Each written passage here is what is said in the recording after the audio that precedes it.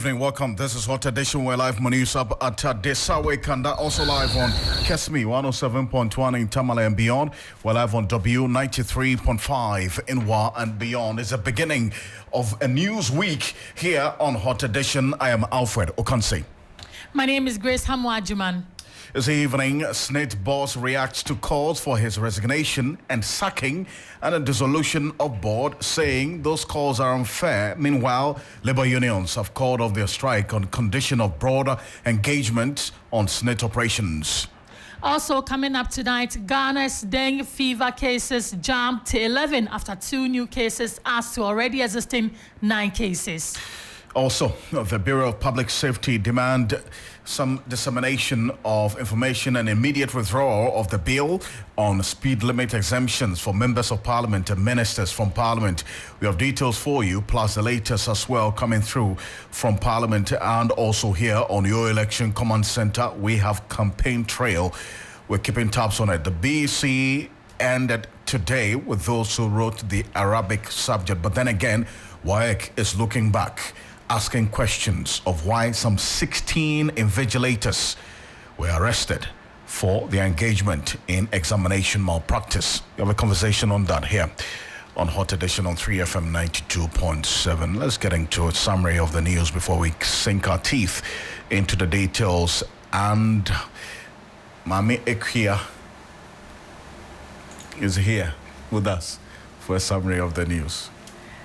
In summaries today, 15 new suspected cases of dengue fever have been seen in the eastern region, awaiting lab confirmation. Authorities declared an outbreak of the viral infection on Sunday after confirming 9 cases in some districts of the region. The National Surveillance Team has been on high alert since the invasion of the virus-carrying mosquitoes weeks ago. And next on the lineup, Organized Labour has served notice to all workers that the leader will be engaging the board of the Social Security and National Insurance Trust, SNIT, to resolve any other outstanding issues regarding the management of the trust. This notice was served by the National Executive Council, NEC, of the Judicial Service Staff Association of Ghana, JUSAC, while informing all staff of the Judicial Service to resume work tomorrow, Tuesday, July 16. The Greater Accra Regional Coordinating Council, led by Regional Minister Titus Glover, has ordered the arrest of several property developers accused of flouting a court injunction and continuing construction along the Laboma Beach enclave. Despite the legal directive prohibiting further development in the area, structures have been erected along the beach front, prompting the minister to initiate a demolition exercise. And the fourth on our lineup, barely 48 hours after a protest against strange killings in the Upper West region, yet another death has been recorded, leaving Wa residents shell-shocked. The victim, a young man believed to be a driver's mate, was found with a deep cut to his throat. His body was found in the early hours of Monday near a warehouse at Dori, a suburb of Wa. And finally on our lineup, musician and politician Kwame Asare, being popularly known as A+, has responded to the invitation by the police over his claim he has information about Ahmed Swale's death. A+, in a Facebook post shortly after news of the police invitation, said he will be present at the Ghana Police Headquarters at 2 p.m. on Monday, July, to speak nothing but the truth. That's all we have today. Thank you very much. Nane Kiofrewa Dakon with a summary of the news. And you can find more on 3news.com. Make some time and visit 3news.com. This is Hot Edition. We're live on Kesmi 107.1 in Tamale and beyond, and also on W 93.5 in Wa and beyond. Let's get into the details of the news now. And let's start off with what the Organized Labour has called off its nationwide strike, which sought to demand the completion of the termination of the SNIT's plans to sell some shares of its hotels to Rock City, owned by the Agric Minister Brian Agyemang. The pensions manager announced a termination of the planned sale even before the strike commenced today. Secretary General of the TUC, Dr. Yalba, at a news conference earlier today, recounted a letter from SNIT signed by the board chair, Elizabeth Ohene, on terminating the sale of the hotels. Based on that, Organized Labour agreed to call off its nationwide strike and has given SNIT 1 month to resolve all outstanding issues affecting its operations. Let's take a bite of what the TUC Secretary General said earlier today at that press conference.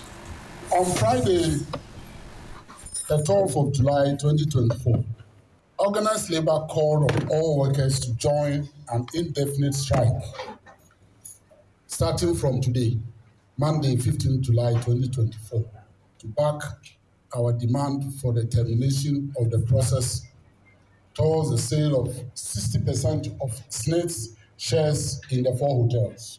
In a letter dated 12th of July 2024, with reference number BC-12-07-2024, SNIT informed Organized Labour that it has terminated the sale of 60% of its stake in the hotels. At an emergency meeting held today, Monday, 15th July 2024, Organized Labour has decided to call off the strike. We'll advise ourselves. We thank all the That's the Secretary General of the TUC, Dr. Yaba, the Executive Secretary of the Civil and Local Government Staff Association of Ghana, Isaac Bampo Addo, insisted Labour will ensure the reform of SNIT is done, following intense calls for the dissolution of the SNIT board. This is what he had to say at the press conference earlier today. Let's state this, that this animal farm style of governance must give way to scientific thinking. But what you stated here is that we are giving SNIT 1 month to address all issues relating to our pensions, and that's what we stand by. Oh, that's Dr. Isaac Bampo Addo there. Meanwhile, ahead of the decision by Labour earlier today, the intended strike had already taken effect in some parts of the country, with some key government agencies and services, including health and administration of justice, practically at a standstill. Here in Accra, my colleague George Queney was at the Kolebu Teaching Hospital, where reports indicated that at the outpatient department at the hospital were not working following the nationwide strike. Walk-in patients had no option but to return because they will not be attended to. Now, Caesar Bauer, the chair of the Health Services Workers Union, Kolebu Teaching Hospital, said until members get updated from leadership, the strike will continue. Colleague Evelyn Tengma also witnessed government business had come to a standstill at most of government agencies and departments that she visited.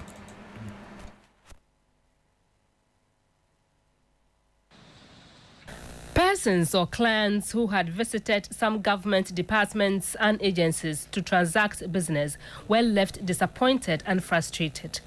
We are here at the Registrar General's Department here in Accra, and of course, we know that this is where people normally come to register their businesses, and of course, government gets money through the processes here.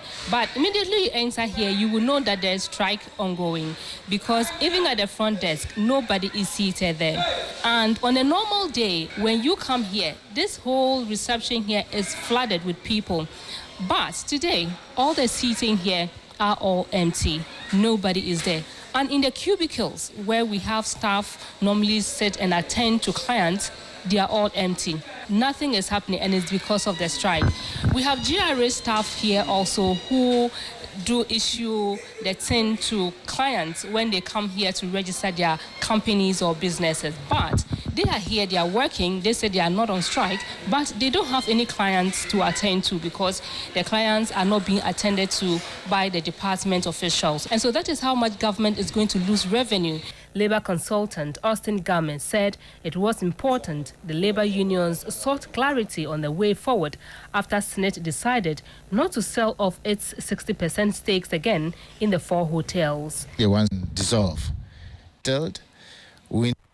So that's my colleague Evelyn Tengma there with the report from a number of these government agencies. Let's spread our wings beyond the Greater Accra region and Secondary Accra, where virtually some government businesses came to a halt because of this strike. Earlier today, Rama Smith visited some institutions and reports. Right, so I'm currently at the old hospital basic school. This compound houses 2 institutions. We also have the Senior Chief Ibrahim. These are all basic schools. And because of the strike by Labour, you can see the kids playing around. I'm told that they were supposed to begin their end of term examinations today as the schools will be vacating on the 25th of July. But the Metro Directorate is yet to bring in the examination questions. So the teachers are around all right, but the children are basically playing. I also went to a senior high school, that's St. John's School, also here in Sekendi. And when I went, the students had been left to their own devices from the study. In fact, most of them were in the classrooms doing their own things. Well, that's Rama Smith. Let's go on to the telephone now and have a conversation on this latest development. And Labour expert Austin Game is joining us on the telephone for a conversation. Mr. Game, I appreciate your time here on Hot Edition. So here's a development. Labour says, yes, we're calling off this nationwide strike, but then again, we've given SNIT 1 month to solve all other outstanding matters relating to pensions. I mean, what else should they be doing beyond just, after this 1 month period, they sit and then expect that SNIT is going to do something within that 1 month?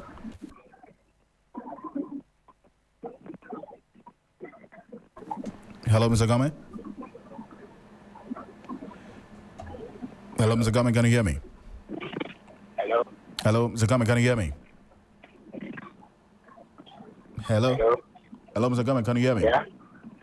Yeah, I can hear you. Perfect. I was saying that after this decision to call off the strike by the organized labor, they've given the SNIT 1 month to address all other issues related to pensions.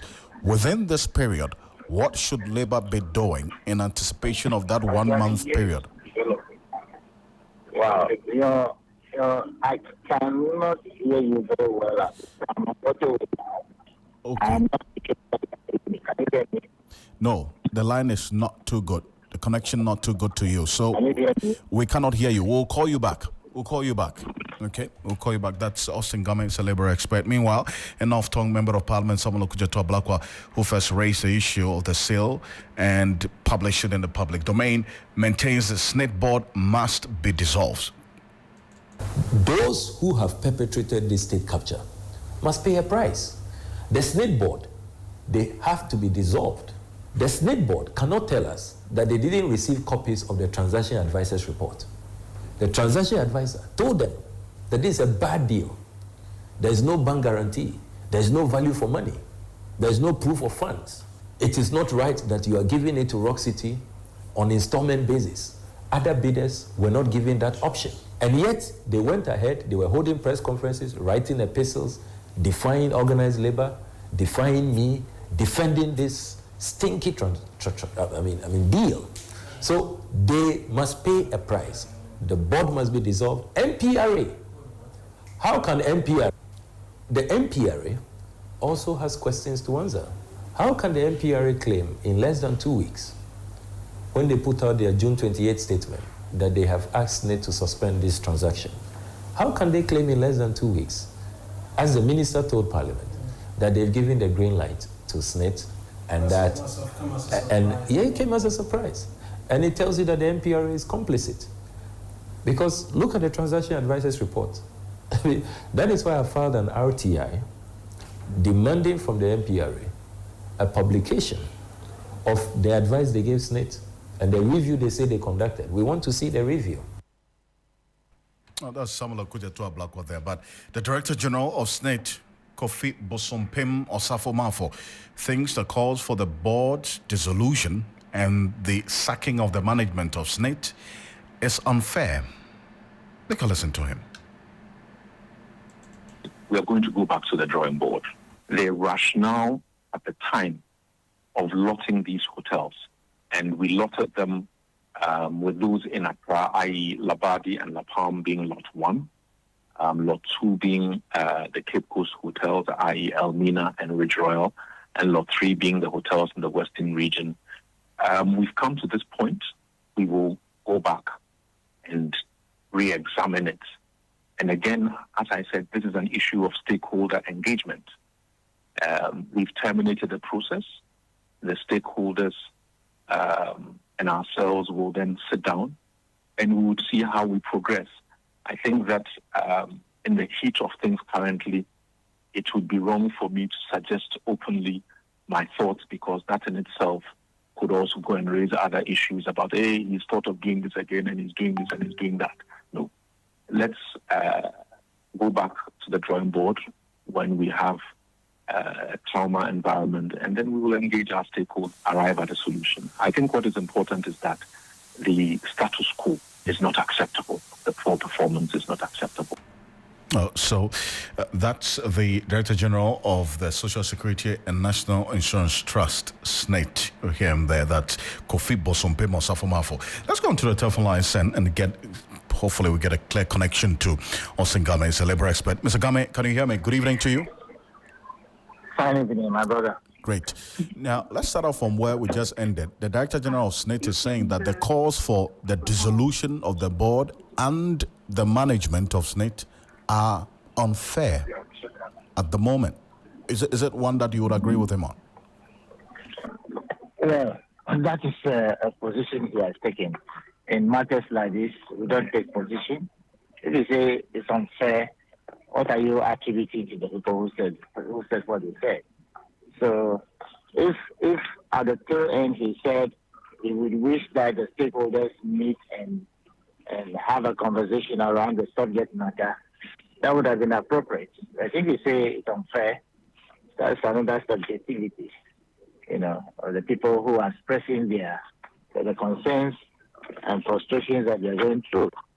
Mindful of the fact that they are his employers, not government as we traditionally used to think about. The owners of the money they are holding in trust are the employers of the working people of SNAIT. You should know that. And so he's talking to his employers, and I pray that we'll all be open to helping each other, that there's more to be talked about regarding this particular matter. In terms of more to be talked about, what exactly do you want to be talked about within this 1 month period that Labour has given to SNAIT? Yeah, so first of all, the strike is virtually on suspension, not resolved, not called off as such. So suspension subject to the 1 month. The point at stake here is that SNAIT has been managed poorly all these years, particularly the past years. And therefore, SNAIT has to go through a complete transition period of changes that will satisfy the owners of the money that is given to them to use. Let's be very clear. Pension, as we envisage it to be, is supposed to address certain concerns of the working people by way of managing the pension properly. But it's not being done. And so something drastic will have to be done through a transitional arrangement so that the new management, even if Mr. Safomafo, will be the one there, he will have to be subjected to certain targets that will demand as employers. The owners of the money are the employers, not government. Government don't own a farthing in SNAIT. And therefore, it's important that they are mindful about that. And those who constitute the board in the very, very near future or immediate future will have to know what kind of structure we want them to pass through, what kind of objectives we expect them to put together, what kind of strategy to enable us to have maximum benefit from the pension that we anticipate. But presently, what it is, the return on the investment is not good enough. We have other hotels in Ghana here who are doing well. Why are they not doing well? And everything that they are doing, if it's not doing well, there will have to be a complete change. And so I pray that they will all be sober and go through a process of making the change that we want for SNIT. See, and talking about being sober and going through the process. Now, the organized labor says there are outstanding issues that pertain to SNIT that they want the SNIT management to address. From where you sit and having been engaged in a number of these processes that organized labor has employed over the period, what are those major issues that within this 1 month period we would expect that they be addressed? Key and prominent among the lot will be to ensure that the board go through change. A change of the board.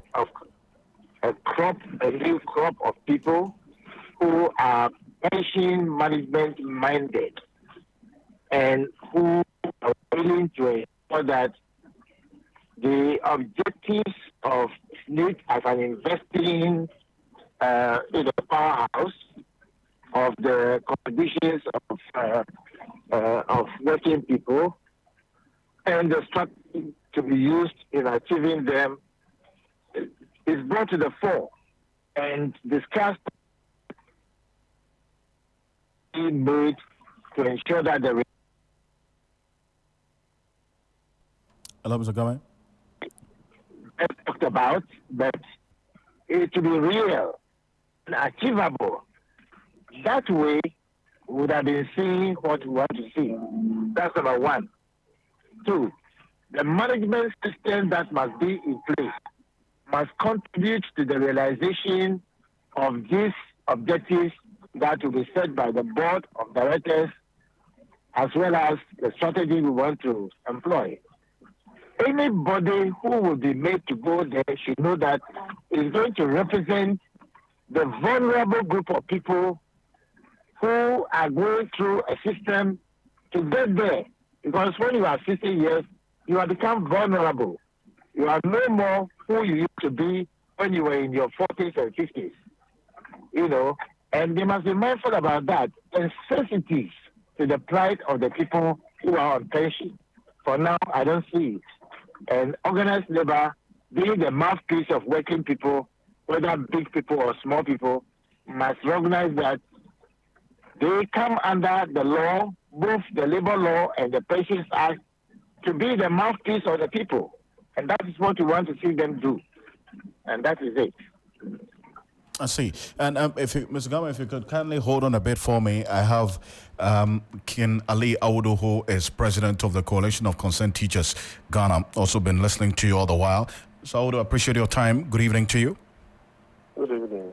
Thank you so much for joining us. Now, on that call that Ms. Osingame makes, is it one that Labour will be considering within this 1 month that the board of SNIT be reconstituted to, as it were, address the outstanding issues that you talk about? Thank you very much, and a very good evening to your listeners. If you look at it critically, the board of SNIT started all this procedure of selling off its stakes in the various hotels way back in 2018. COVID came to truncate it somehow, and they continued. Unfortunately, we never get wind of it until recently, when we realized that a transactional advisor's report is even advising SNIT not to go ahead, but SNIT is still going ahead. To that end, we will be surprised as to why the SNIT board that hired a transactional advisor to advise it on a particular transaction, and a transactional advisor comes to advise you that because of ABCD, selling the hotel is not even in the interest of SNIT, then they still wanted to go ahead to get it done, means that the board as it is are not championing the interests of workers. It is therefore not far-fetched from the call that people are calling, or some members of organized labor are asking, the members of the board to step aside. We have engaged Senate in a series of meetings on these hotels. And the standpoint of Labour has been one, that the hotels should not be sold. For the board not to listen, for organized Labour to get to this point before they will listen, simply means that they even take workers for granted. Yes. I see. So essentially, you support that call that the board should be reconstituted? Yes. But the board itself is made up of constituents. Although the entire board is sworn into office by the Minister for Employment and Labour Relations and Pensions, the individual members of the board are appointed by various agencies. Labour itself has 4 reps on the board. Other state agencies and the private sector and what have you also have reps on the board. The government or the president appoints the chairperson and the director general of Senate. So simply, to even get the board dissolved, it's a matter of the various agencies that have their reps on the board to record their members on the board. And the board stands dissolved. Because the board cannot work without a quorum. The board has not been respectful enough to Labour. That represents the members on whose behalf they hold the pensions in trust. So the employees of this country on whose behalf Senate holds pensions have representatives which are the labor unions. Both the public and the private sectors have labor unions. And Labour says that this particular thing that you are doing, hold on. We are not happy with the process. If you read a transactional advisors report, it tells you, for example, that when the payment process was varied, other bidders were not informed.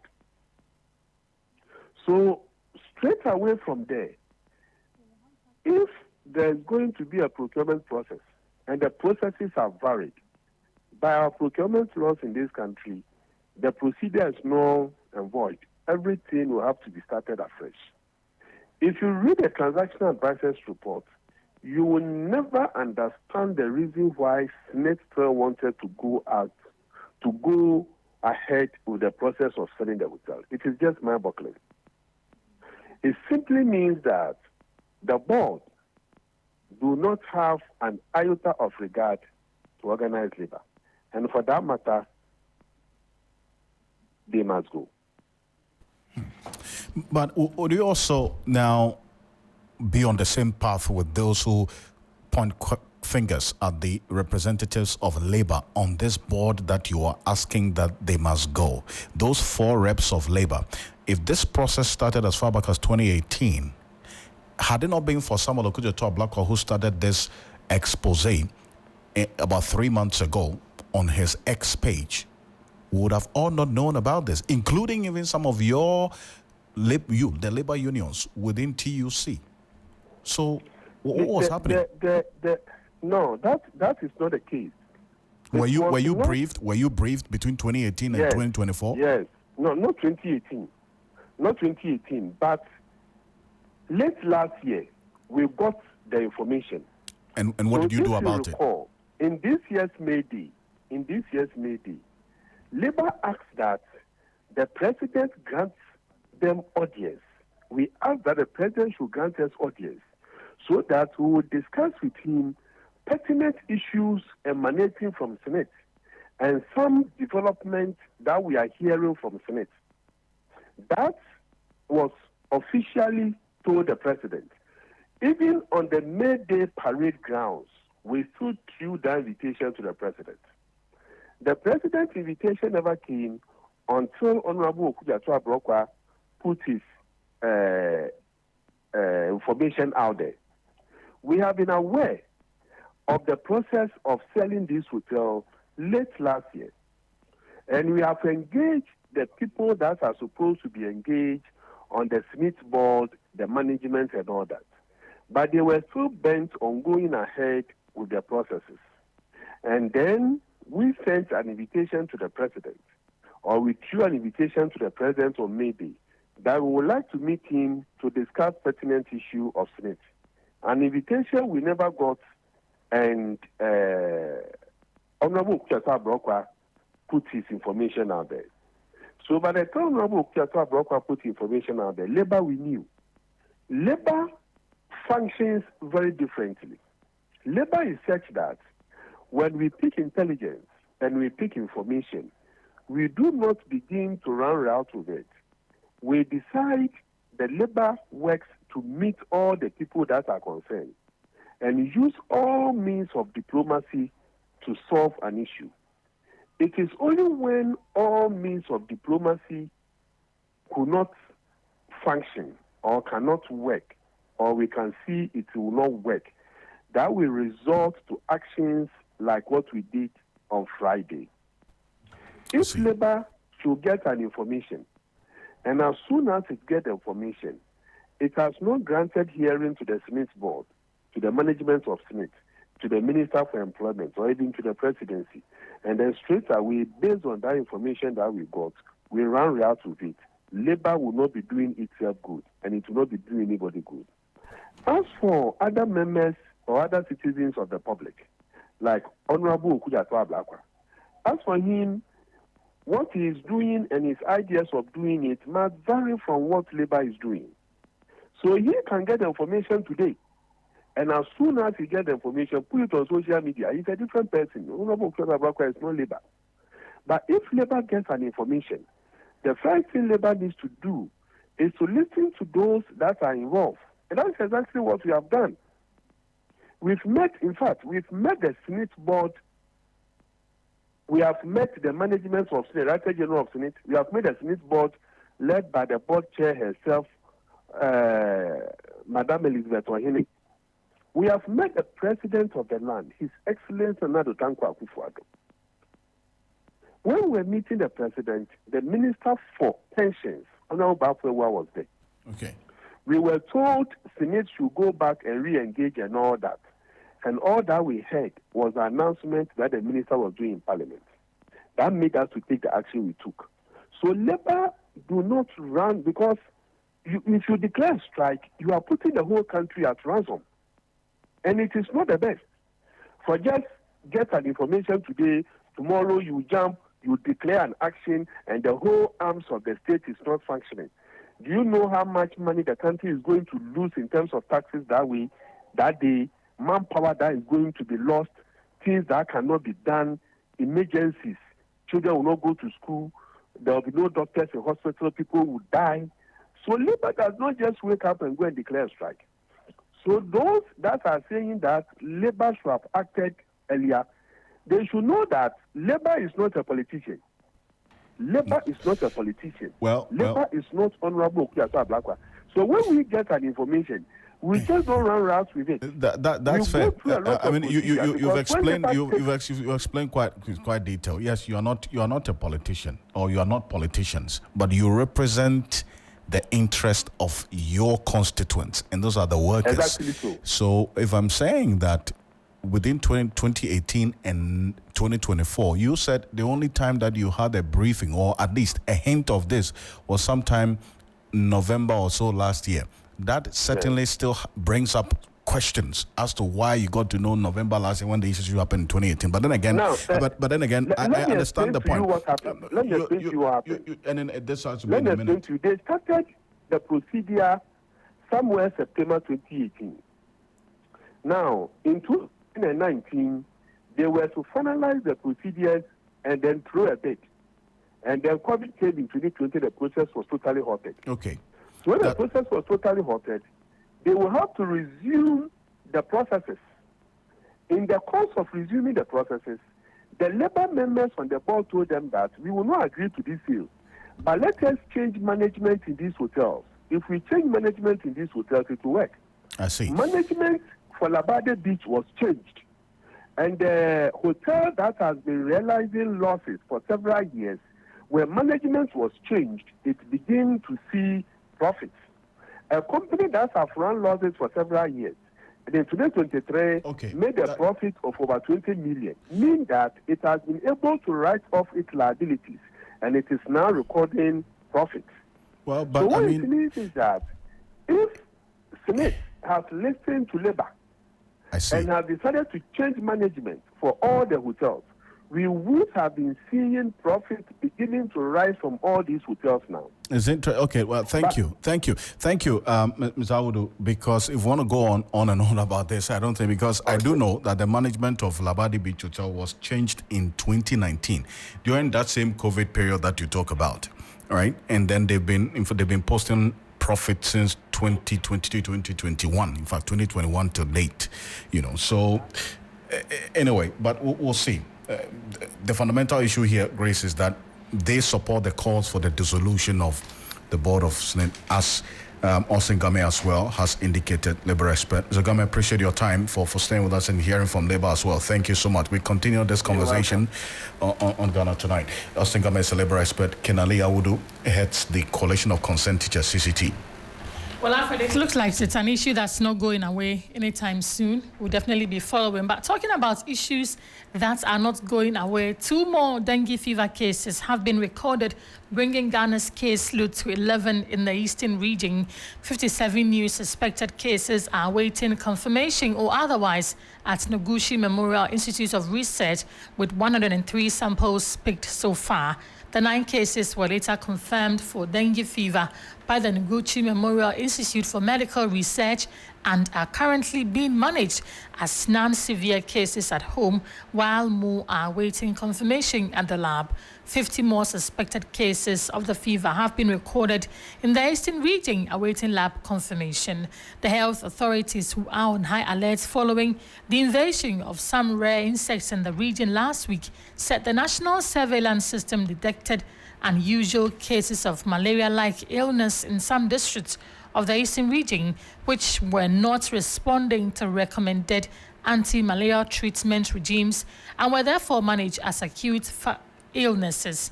Director of Public Health at the Ghana Health Service, Dr. Franklin Sedi Bequin, has been speaking with us.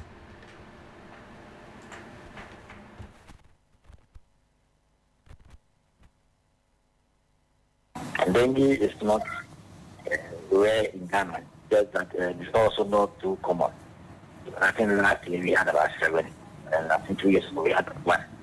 So what is important is that the presentation of dengue is a bit similar to malaria. So you may have a fever, you have general bodily weakness, you have a headache, you have nausea, vomiting. So typically somebody will just say this is malaria. But then what will give you out is that you treat with the normal antimalarials and there's no improvement. So that's the catch word here. The other issue is that when it comes to the mosquito, which is actually transmitting the virus, malaria is Anopheles, this one is Aedes. And then the Aedes also bite in the day, unlike Anopheles that bites in the night. So those are the differences between the two. But clinically, it's difficult to distinguish between dengue and malaria. The other issue is normally dengue cases are self-limited. So you get a disease, and within a week or 2, you are fine. There are few people who become hemorrhagic. So that changes into dengue hemorrhagic fever, and that's how some of them will die.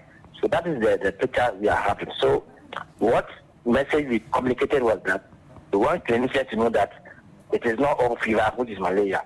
If you have a fever which is persistent, look for possibly dengue and give a lab test. And also one can to know that you don't need to self-medicate. It could be that it's dengue, so you need to go to a hospital and then lab tests will be done. But what do we need to know about this dengue fever disease? We have an explainer. Dengue is a viral infection that spreads from mosquitoes to people. Now, most people who get dengue will not have symptoms.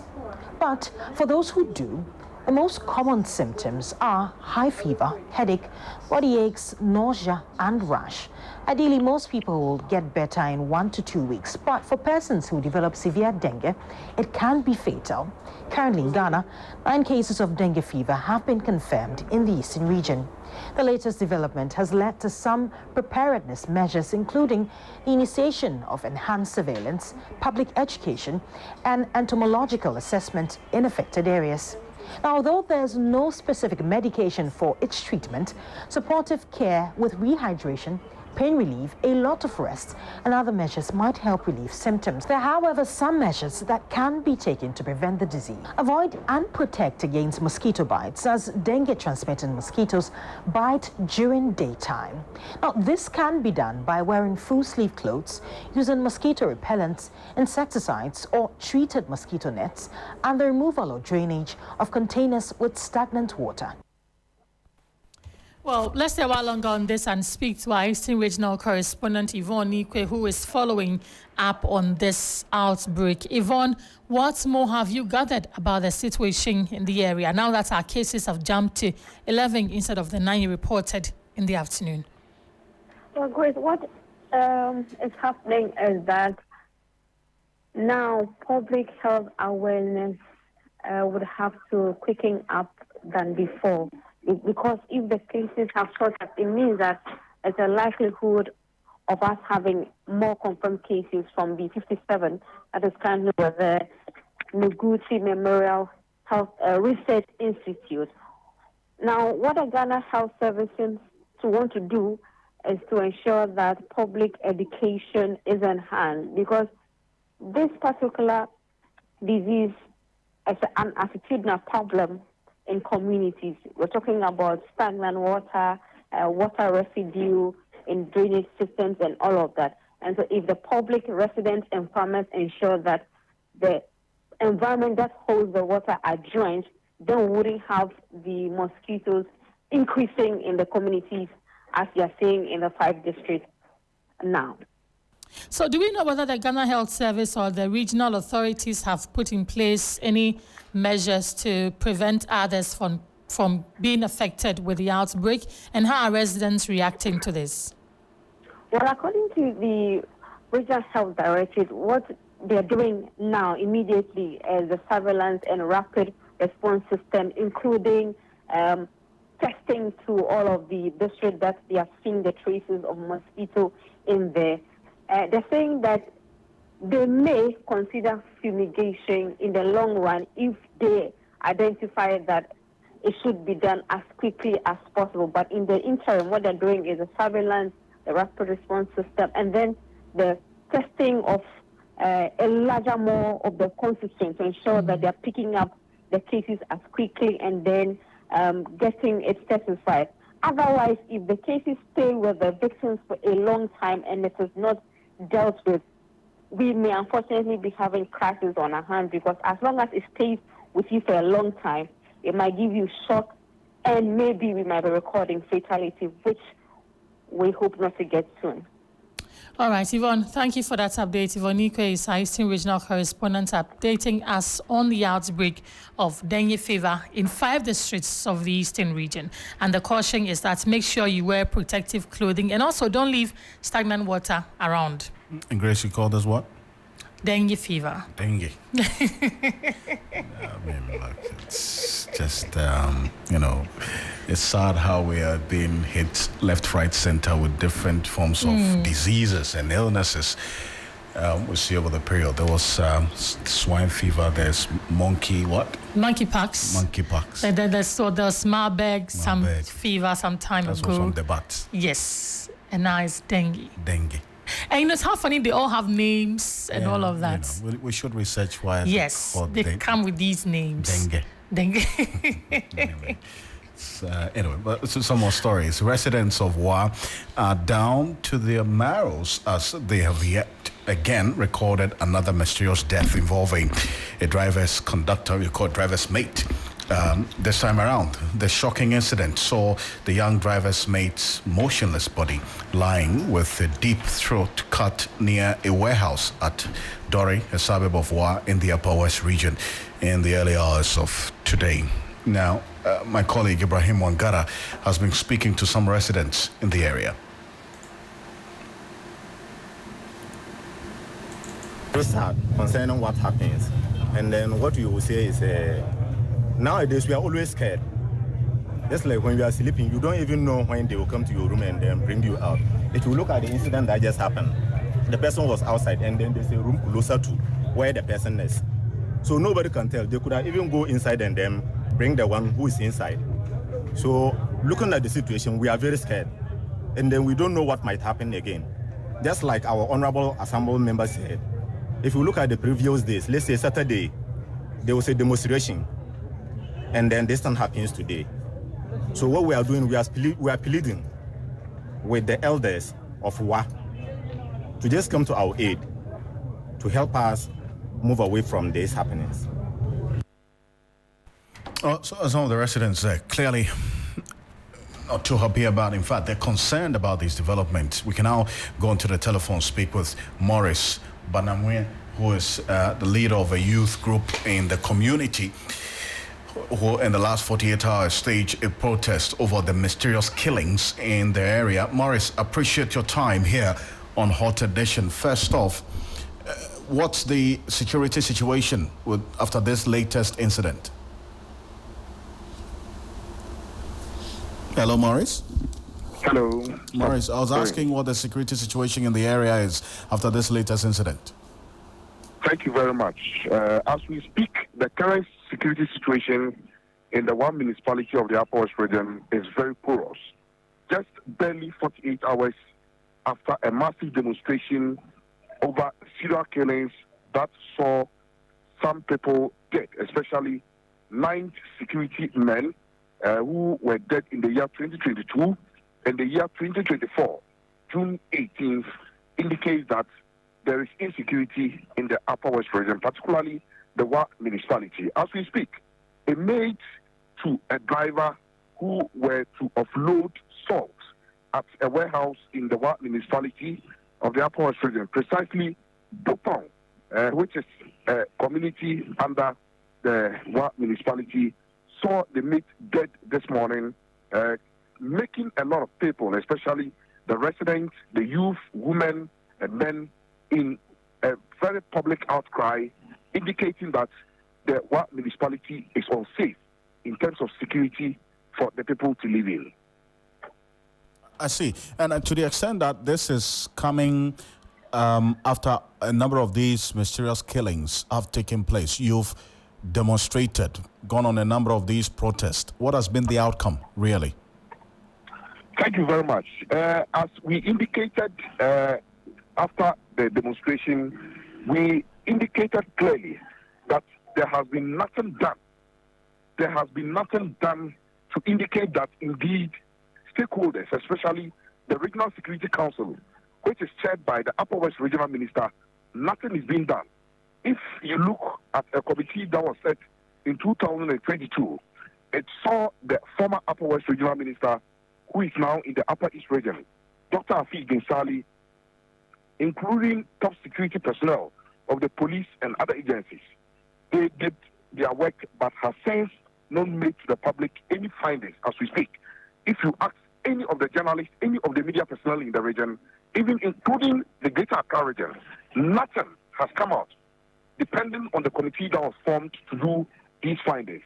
So as we speak, nothing, not even a single person has been prosecuted after the death of so many people that were numbering about 13 people who lost their lives in 2022 and in the year 2024. As we speak, nothing has happened to them. Those that the residents in the region helped in catching them to the regional police command, those that the residents were able to get them to the overlord of the Walla Traditional Council, which were later on handed over to the regional police command. As we speak, nothing has happened to all these people that were arrested, numbering about 27. None of them have been prosecuted. And the residents are asking, including the overlord of the Walla Traditional area, who issued a statement asking that they should come out with the findings and tell us indeed what happened with the people that they arrested. Now, yesterday's incident has made a lot of people just in fear, because they don't want to move in the municipality again. Businesses are drawing down, and a lot of people are now shaking because they are thinking that those that they arrested and did not hear anything, now even if you are pick people or help them to get people who are doing this particular act that they are doing, they will not be prosecuted. So this is utterly shocking, and for that matter, sends fear into the spines of all in this particular incident. So what are you going to do as a leader of this youth group after this incident? As we speak, we are to meet the Upper West Regional Police Command, headed by the Upper West Regional Commander, on this particular incident today, but he was in a meeting. We couldn't meet him today. But our next line of action is that we are not going to do demonstration. We are going to use all routes. We are going to use all courtesies in this country to seek for justice to these people that we gave them to the Regional Police Command. That is 2 years ago. 27 people.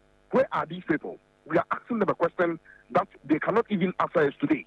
We are also asking the former Upper West Regional Minister, Dr. Hafiz Bin Sali, that the committee that was set to look into this particular act that saw the death of 13 people, what is the action that has been taken? What was the purpose of that committee that was set to look into this particular matter? And we are not going to sleep on this matter. We are going to use all the courtesies, all the routes in this country to seek for appropriate answers for things that were done. If we look at one of the issues that we are asking in our petition is that we are asking the Regional Police Command and then the Upper West Regional Security Council to, as a matter of agency, that when these perpetrators are subsequently apprehended, justice should be served, and on time. For justice delayed is justice denied. That the lightning situation in the one municipality should be addressed sooner than later. These are some of the things that we are asking from them. And for that matter, this is just one of the many ways we seek to press upon duty bearers to quickly get this act stopped once and for all. Thank you very much. Thank you very much for connecting with us. That's Maurice Banawinye, who is a leader of a youth group in the community. That's the Dore community, a suburb of Wa in the Upper West region, where residents in them are shocked to the bone again after another murder case was recorded earlier today involving a driver's conductor. This time around, as we speak and talk about issues related to murder, musician and social commentator Kwame A+, that's Kwame Asare Obeng, popularly known as Kwame A+, has been invited by the Ghana Police Service over his recent claims that he knows the killers of investigative journalist Ahmed Hussein Swale.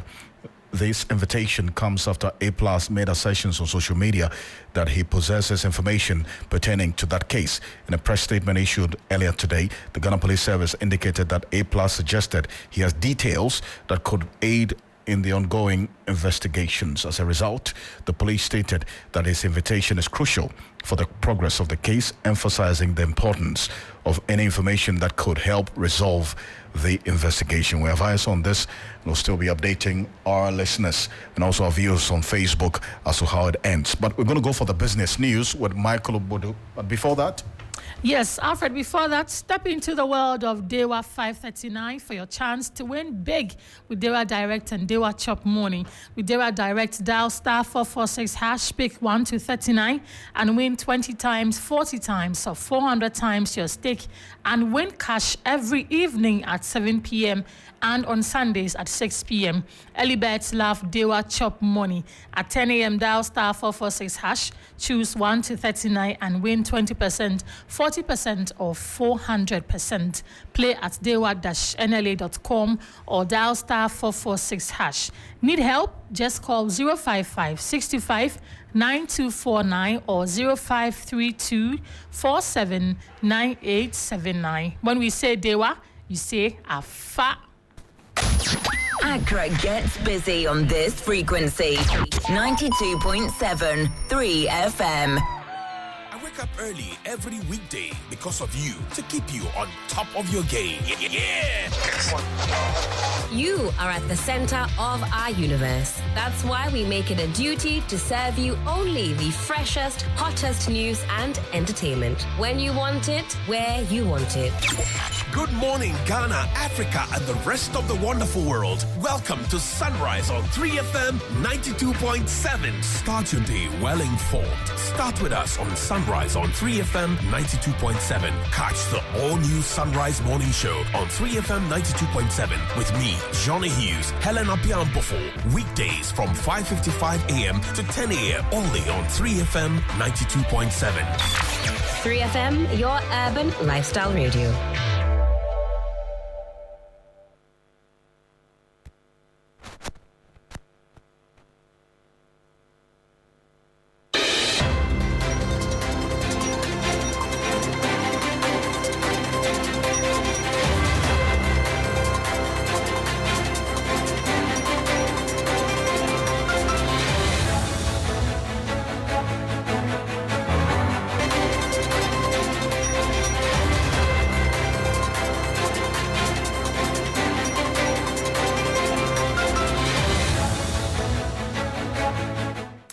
Hello there, good evening. It's time now for the business segment here on Hot Edition. Coming up tonight, Chamber of Petroleum Consumers Ghana, COPEC, blames cedi depreciation for expected increase in fuel prices as it urges government to intervene to reverse the trend. I am Michael Obodu. I'll bring you details of our top stories and more shortly. Please stay with us.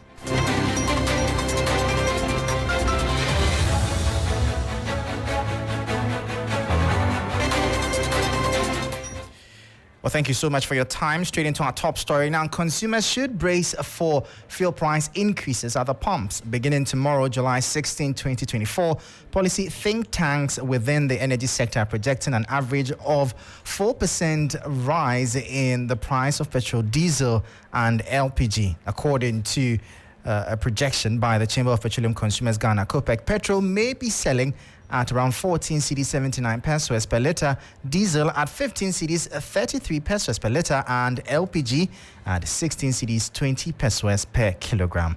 The following report has the details. The Institute for Energy Security and the Chamber of Petroleum Consumers are projecting a continued increase in fuel prices in the next pricing window, which begins tomorrow. While IES projects a 2% increase in the price of petrol, 1% for diesel and 7% for LPG, COPEC is anticipating the price of petrol to inch up by 3.75%, diesel by 1.8%, and LPG by 12.2%. These projections, the policy think tanks say, can partly be blamed on the cedi's depreciation. The first one is the cedi. The second factor is that international market prices also have gone up. Petrol, you are doing about 3.7%. Diesel is about 4.69%. LPG is about 12%. If you put these numbers together and then you also look at what the cedi has done, Ghanaians are probably going to end up paying more for petrol, diesel, and LPG from tomorrow. Duncan Amwa also urged government to revive the Tema oil refinery and desist from paying lip service to it.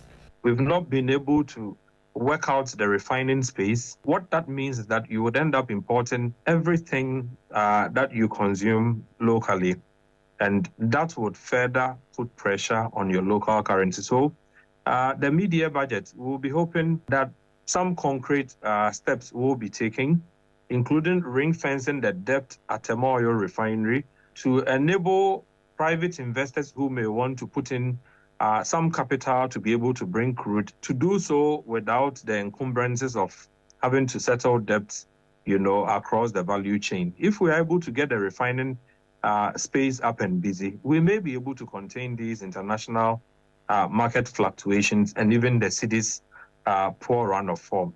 Government and the central bank will have to play their parts in strengthening the cedi to reverse the upward trajectory of the prices of petroleum products. Now, that was a 3 Business News Desk report. Meanwhile, ratings agency Fitch Solutions has projected that the cedi will recover some losses against the dollar in the coming months. According to the London-based firm, this is due to improved investor sentiment, higher dollar inflows, and easing external conditions. The following 3 Business News Desk report has more. In an article titled Sub-Saharan Africa Currency Roundup, Greater Stability Ahead in Second Half of 2024, Fitch Solutions said that external conditions would offer more support to sub-Saharan African currencies in the coming quarters. The London-based firm projected that the cedi will fare better in the second half of 2024. In the year to date, the cedi has lost 19.2% of its value against the US dollar, positioning it among the worst-performing currencies globally. Fitch said subdued market sentiment amid debt restructuring negotiations has kept capital inflows weak, while the start of an economic recovery, real GDP growth accelerated from 3.8% in Q4 2023 to 4.7% year-on-year in Q1 2024, has increased demand for foreign exchange. The ratings agency added that the cedi will regain value by 9% by year-end from the July 9, 2024 spot. On July 8, Ghana reached an agreement with international bondholders to restructure $13 billion worth of external debt, a process that should be concluded by the end of September 2024. Fitch Solutions said it believes this will improve investor sentiment towards Ghana, improve capital inflows, and provide appreciatory pressure to the unit. The cedi is presently going for 15 cedis 75 pesos at the Forex Bureau. It has depreciated by about 20% against the American greenback. So that was the 3 Business News Desk report. Now, away from that, the Institute of Chartered Economists Ghana, ICAG, has called on government to announce a waiver of interest and penalties on taxes in the mid-year budget review.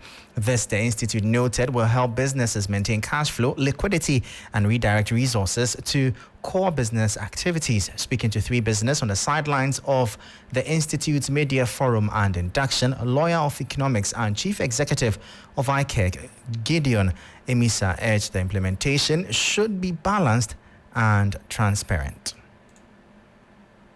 You realize that because of the system and how the indicators are faring, businesses and households are not really going through so well. So this is an opportunity for government to waive interest and penalties on taxes. We expect Parliament to come up with an act to that effect where we'll have all interest and taxes waived. We would not expect a supplementary budget with this particular review. We would want government to be within what we have planned to be within. At least we will not want to add up to expenditure in this review or a supplementary budget.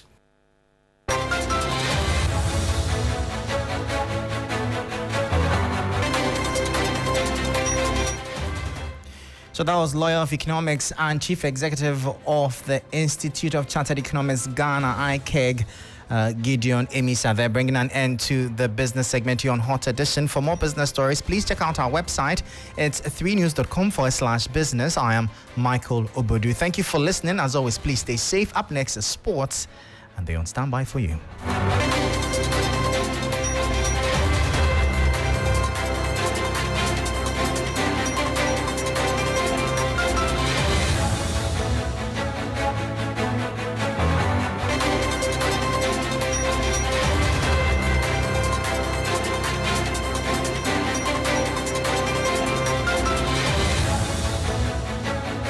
Well, let's get into the world of sports. My name is Kelvin Owusu, starting from the Ghana Black Queens, who have touched down in Ghana after their 4-0 loss to Japan in international friendly on Saturday. Head coach for the team, Nora Hopla, is very much impressed with the output of her team, saying it was going to give her more lessons to revising her notes ahead of the 2025 Africa Women's Cup of Nations.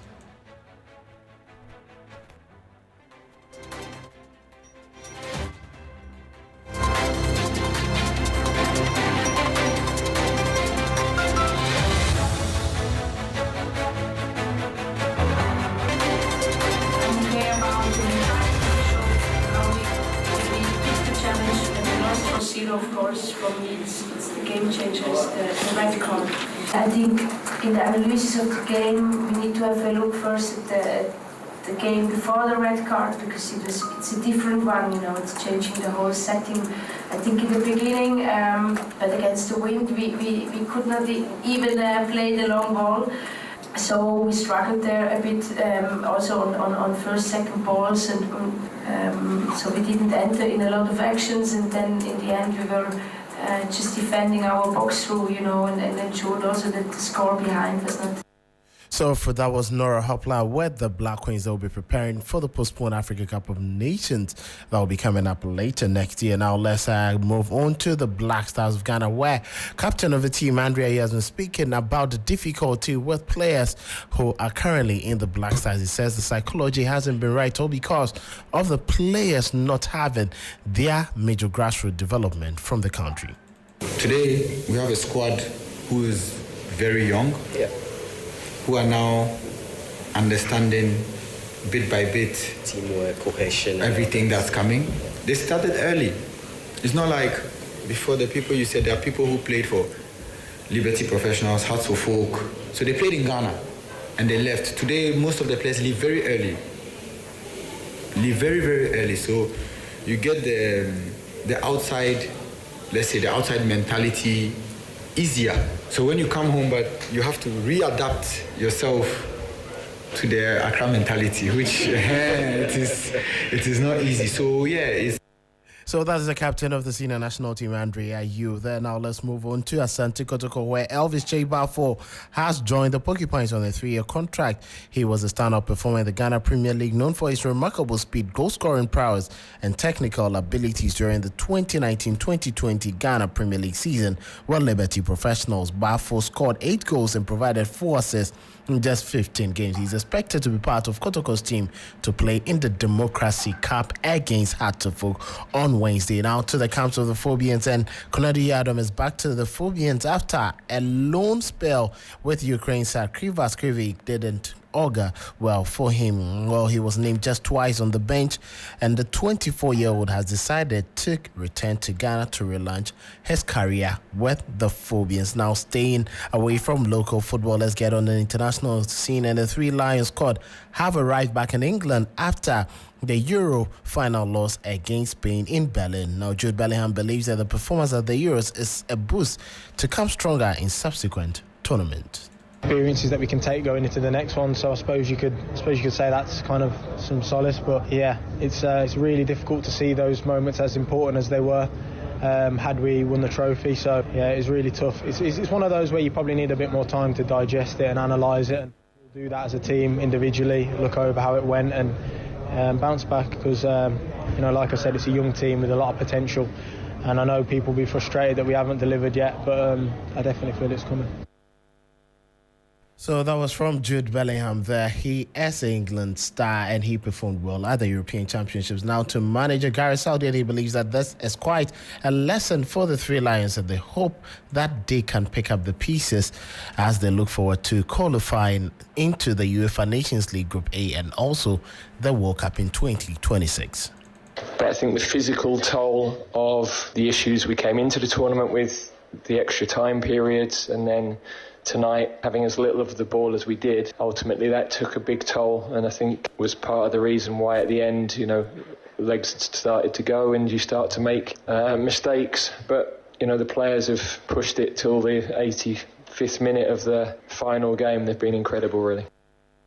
So that is from Gareth Southgate. Now let's have a quick look at some news popping up, and some 3 players have called a quit when it comes to the international scene. First is France striker Olivier Giroud, who has retired from international football. The Blues top scorer hangs up his boots for the French team with 57 goals from 135 appearances. He was subbed just once at the just ended European Championships, where France managed to get to the semi-final when they were booted out by Spain. And Xherdan Shaqiri, also of Switzerland, has also announced his retirement from international football. Germany's Thomas Müller has also called it quit from international football. He won the World Cup with Germany. Unfortunately, he wanted the European Championship, but he couldn't.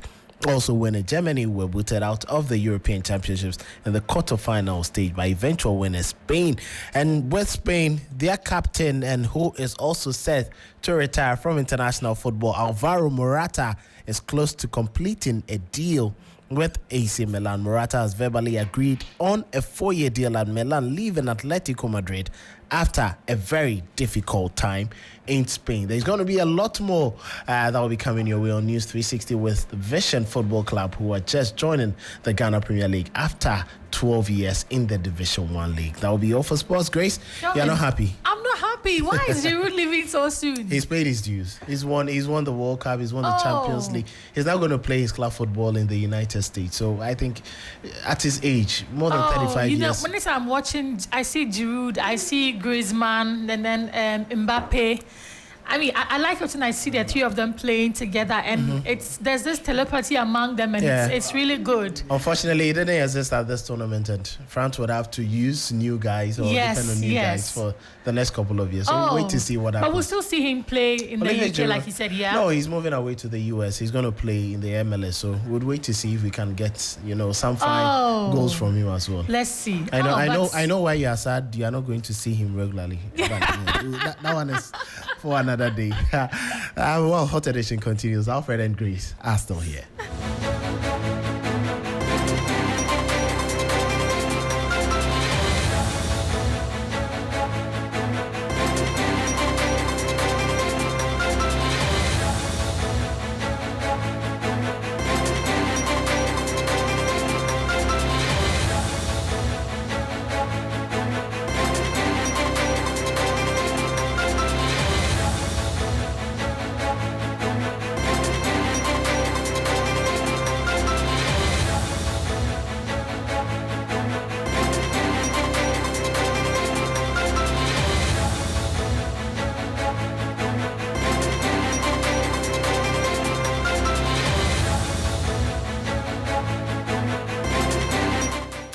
You're still on Hot Edition on 3FM 92.7. Let's do some more stories. The Bureau of Public Safety is demanding the immediate withdrawal of the bill on speed limit exemptions for members of Parliament and ministers from Parliament. The Road Traffic Amendments Regulation seeks to, among other things, exempt key government officials from speed limits across the country and use sirens.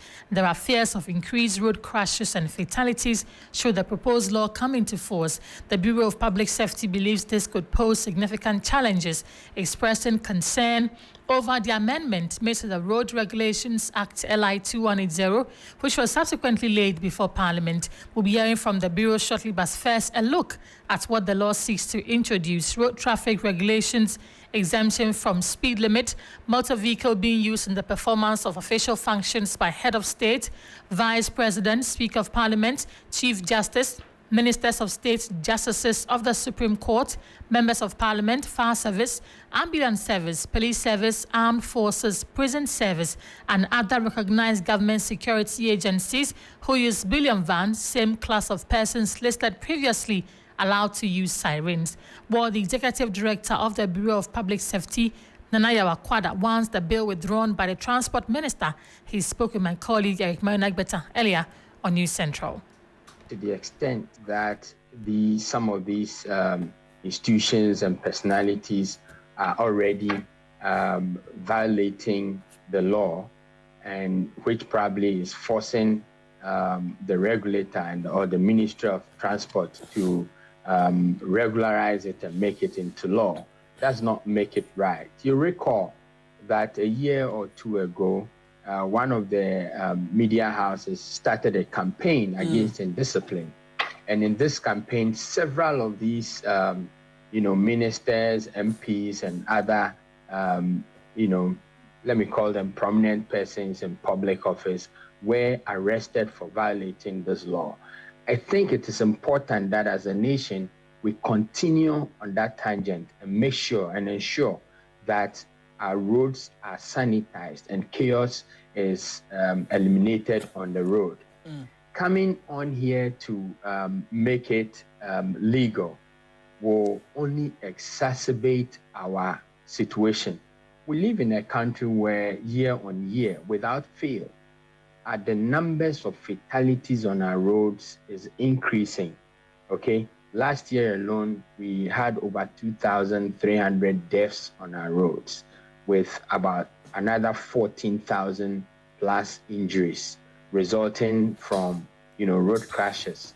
research has shown that most of our road crashes are coming out of speeding. Why should we enact a law that seeks to exempt over 400, citizens from speeding? Dr. Kwada, what benefit? All of these statistics are not directly linked, or there's not been a direct connection to the fact that these accidents are being caused by government officials whom will be expecting to be in a hurry to carry out critical government functions. Some will argue that could be the reasoning behind the law. Is it your contention that they join the traffic when there's urgent legislature that should be passed, urgent tax to be taken care of? They also join in the long traffic in the capital and other places? And I'm happy you talk about the fact that they may not be directly related. And I think the key word here is may, okay? We have not been able, we cannot establish for a fact that they are not directly related to allowing these guys to speed and to push everybody off the road is not going to impact on the already bad statistics that is in existence. So let that be clear. Secondly, if you put this into law, technically what you are saying is that their work is so important that at any point in time, it's an emergency, which is not true, okay? What we are seeking to do with this amendment is unprecedented. It has not happened in any civilized or advanced jurisdiction. Why? We are in countries like the UK and the US, we have congressmen and members of parliament going to do their work on bicycles, joining public transport to go and do their works. What is emergency about working at the judiciary? What is emergency about working in the legislative house? So you contend that this LI be withdrawn? Is that the case? You want it withdrawn and done away with permanently? Absolutely. The LI should be withdrawn, and that portion of the LI should be expunged and relayed.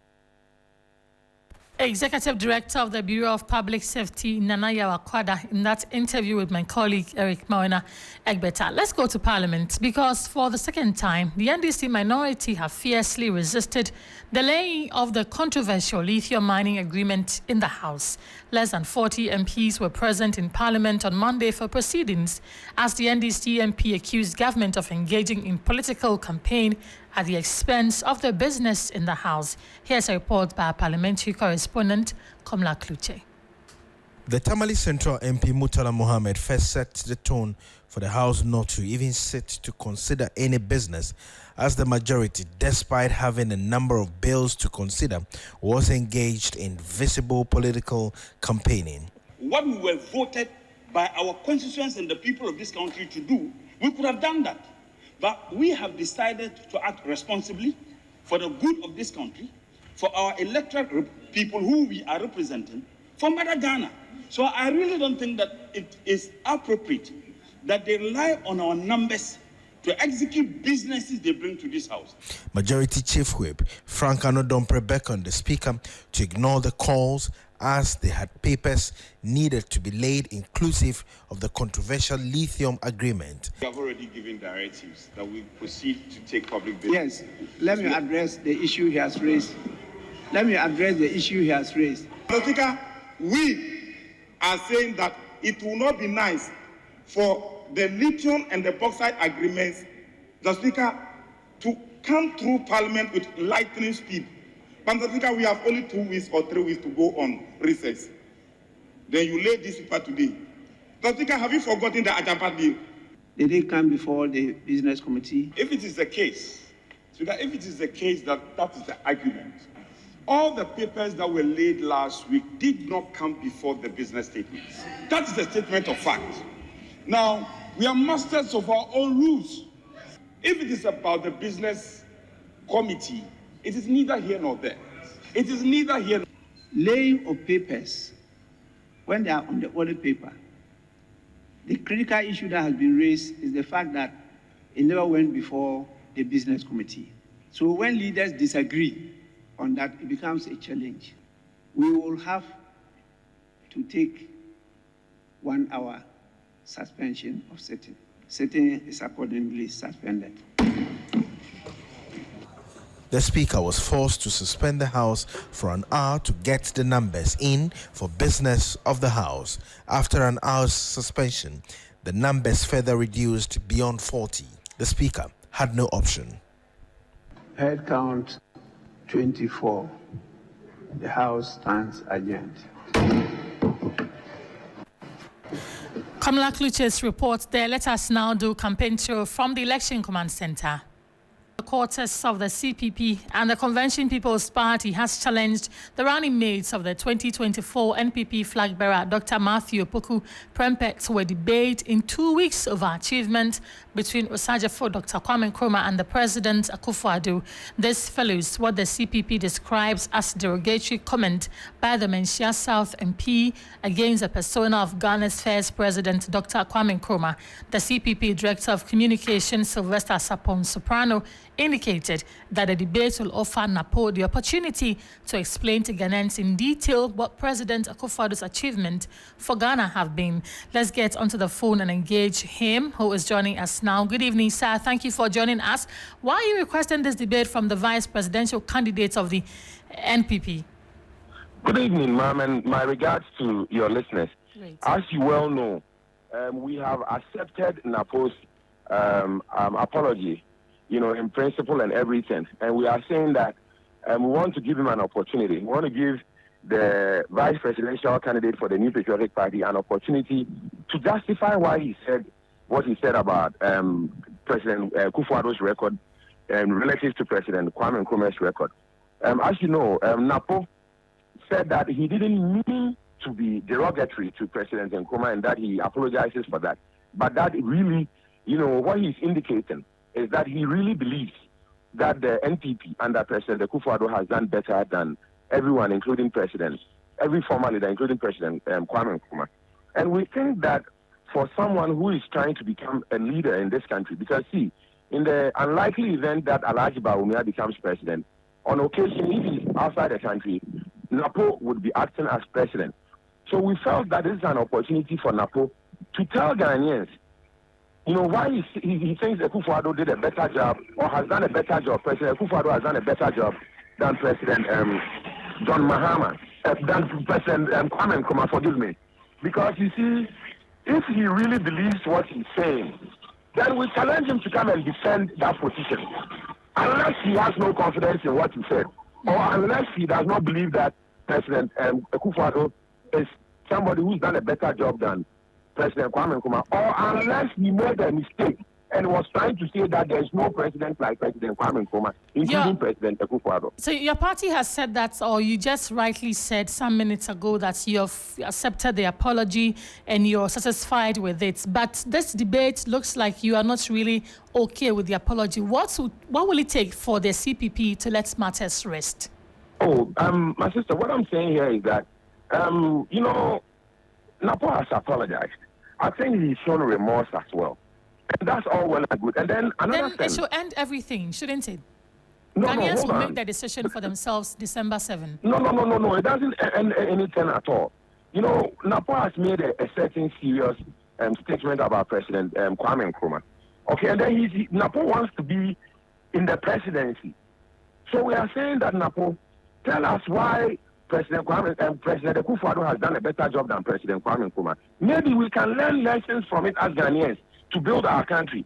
Why would NAPO know something and then keep it from about President Akufo-Addo and keep it from Ghanaians? He should share with us. So we are challenging NAPO to meet us at the British Council, the British Council Hall in 2 weeks' time from today, so that we can have a debate. Now, if NAPO is not comfortable with the British Council Hall, we are ready to meet him at the NPP headquarters so that we can have the debate. And if he's not comfortable with the NPP headquarters, we can meet in his house, in his bedroom if he wants. Okay. But we are determined to meet NAPO and hear from him because we think he hasn't got a leg to stand on. All right. I think NAPO should just come clean and tell everybody that he made a mistake. He was saying Kwame Nkrumah, president, is better than President Akufo-Addo. Okay. But here is an opportunity for NAPO to showcase to the world that Nana Akufo-Addo, His Excellency, is a better leader than President Kwame Nkrumah. Or is NAPO afraid? Do you think he's afraid?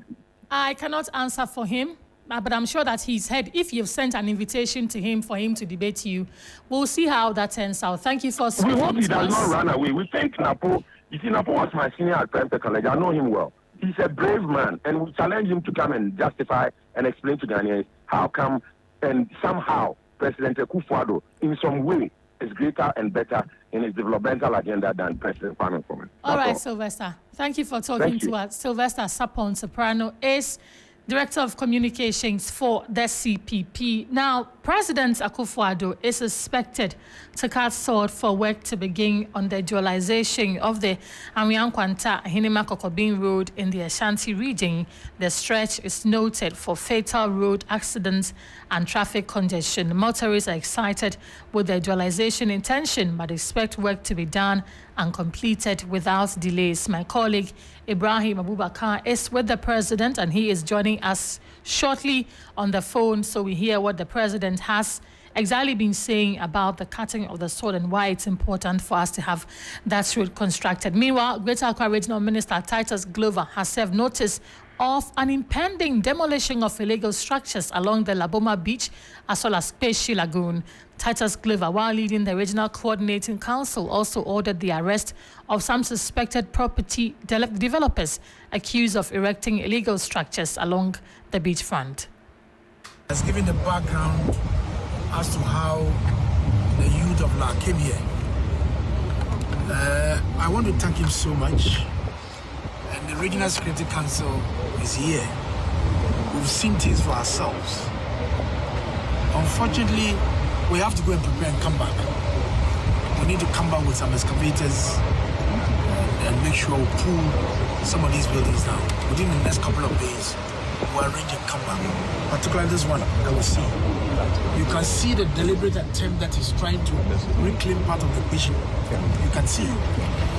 And from the information I had from my MCE, no permits. Nobody has permit here. We're going to invite you, members of the Traditional Council, all those who are developing here, to the RCC to meet the Regional Security Council. And the order is hereby given. Nobody should go ahead with any development from today. Nobody. We'll put the security here to make sure that nobody does any activity at all. And we'll all come to a conclusion as to how we want here to be organized. The assembly may have a planning scheme as to how the beach should be structured. When you go elsewhere, Indonesia, Madi.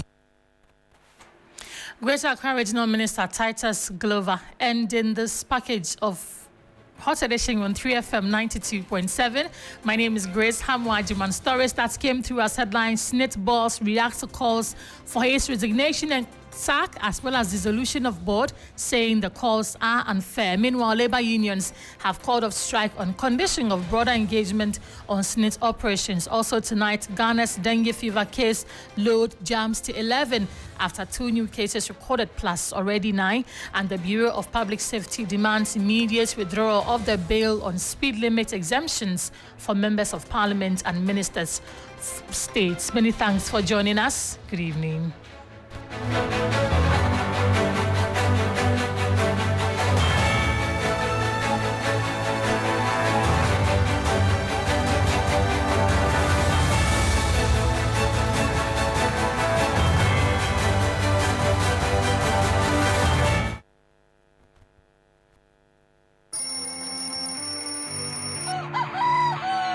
Up early every weekday because of you, to keep you on top of your game. Yeah. You are at the center of